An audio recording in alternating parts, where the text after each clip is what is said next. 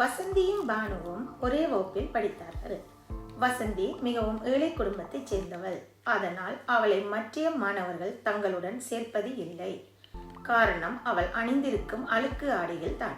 ஆனால் பானுவுக்கு அது பிடிப்பது இல்லை.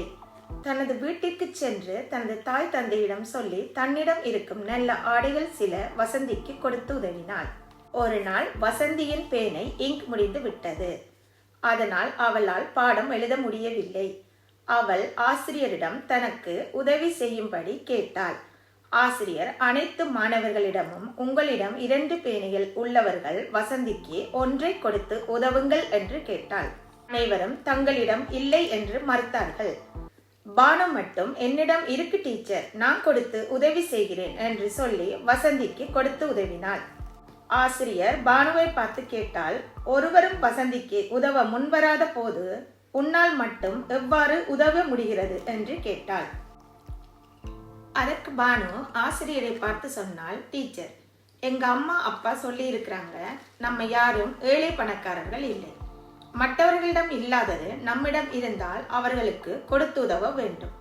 அதுதான் நான் கொடுத்து உதவினேன் என்று சொன்னாள். அதன் பின்பு வசந்தி ஆசிரியரை பார்த்து சொன்னாள், டீச்சர், பானு எனக்கு நிறைய உதவிகள் செய்திருக்கிறாள்.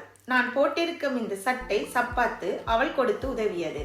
தினமும் பாடசாலைக்கு சாப்பாடு கொண்டு வரும் போது பானு அவள் அம்மாவிடம் கேட்டு எனக்கும் சேர்த்து அதிகமாக வாங்கி வருவாள் என்று தனக்கு பானு செய்த உதவிகளை வசந்தி கூறினாள்.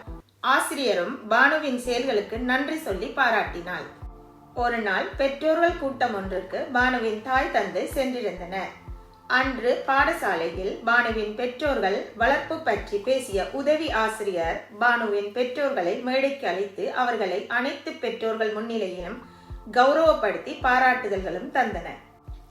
அங்கு அமர்ந்திருந்த ஏனைய பெற்றோர்களும் பானுவின் பெற்றோர்களை பாராட்டி சிறந்த பெற்றோர்களாக வரவேற்பு தந்தனர்.